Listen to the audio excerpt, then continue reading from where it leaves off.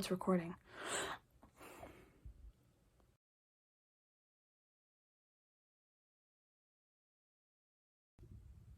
Okay. So another big thing I think, my hair, to think about studying abroad is finances.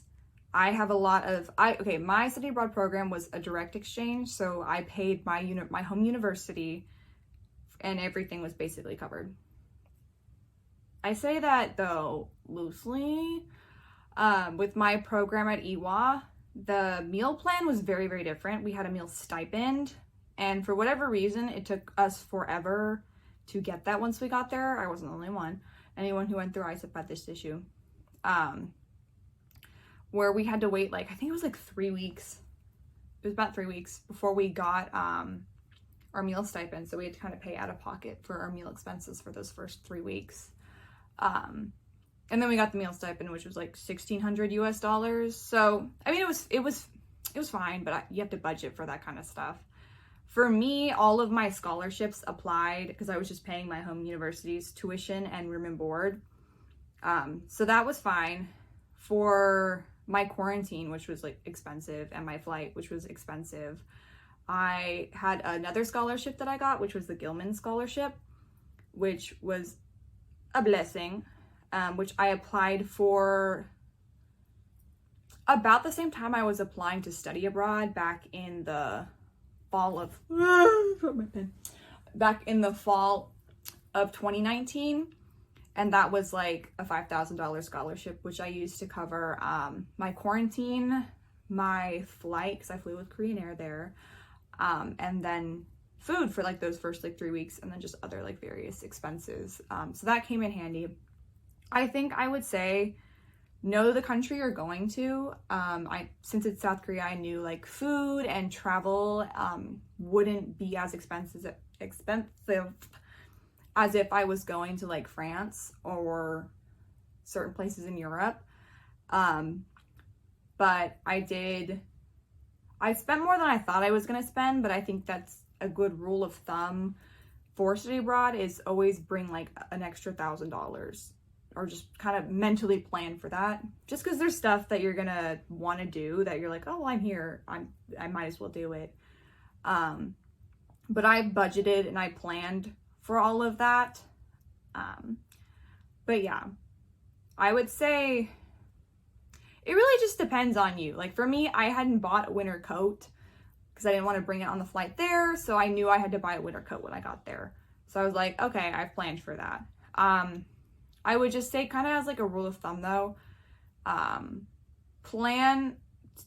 on an extra lump sum of money onto what you're already planning to do, just because you never know, one, what's going to happen, what kind of fees you're going to have to pay, what kind of textbooks you're going to need if those aren't included, if things you don't get your meal stipend right away happen. So just you have that money and you're not freaking out in a different country because you don't. So definitely apply for scholarships. There are so many scholarships. I know through every university, they can hook you up with resources and scholarships. When I got back, I was at the study abroad fair where I got to kind of represent ISIP and studying abroad in South Korea. And I did get to talk about scholarships and my experience with scholarships. So universities, they have tons of resources and there's so many scholarships. I do recommend applying for the Gilman. They have a lot of great resources through them. And seeing if you can study directly. That way you're just kind of paying the same thing you would for your university and it applies abroad. But yeah, definitely plan. Sometimes it can be cheaper than studying at home. Sometimes it isn't. It really just depends on where you're going. But from my experience, I would say definitely plan to bring more money than you initially did, just because you never know. And for me, I had a pandemic, so that made things a little bit more tricky because I had other expenses like certain COVID tests and quarantine. But yeah, just kind of keep that in mind.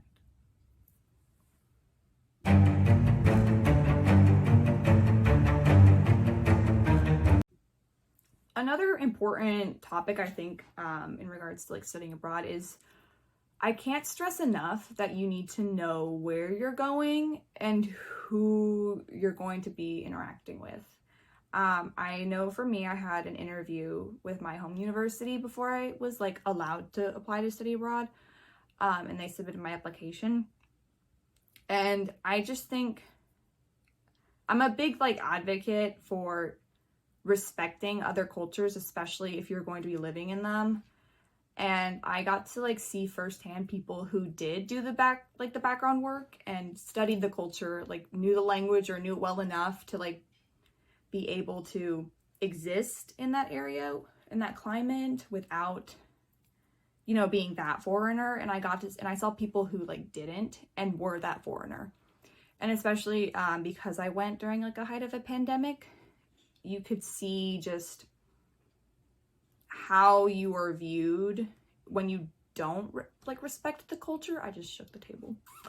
But yeah, I definitely recommend doing as much research. Like, you'll never compare to like being there, but just doing as much research and as much studying of the language, especially if they speak a different language, just so one, you don't stick out, because that's embarrassing, but two, it's respect. You are a guest in that culture and in that country, and you need to know that and remember that, because you're not walking in to that country like you own it. Like, that's just not the case. It's a respect. You need to respect the culture. I know for me, the second I decided I wanted to go, I studied the language for like 6 months. Like, it was self-study because I didn't really have a teacher, but my university didn't have a Korean course, so it was self-study. Recommending Coursera, recommending, this isn't a plug, Talk to Me in Korean. I hesitate to say Duolingo, and then just various like Instagram accounts and like YouTubers are very, very helpful. But anyway, off topic. But I studied that for like 6 months, and then I took a break because of COVID, and then I started studying again. And then I did a lot of what I'm doing now, watching YouTubers who had gone and studied abroad there. I did as much as I could. I watched K-dramas, listened to K-pop. I did as much as I could. I think I did a lot of history studying as well, and I think it really helped. I got there and I was able to take classes there.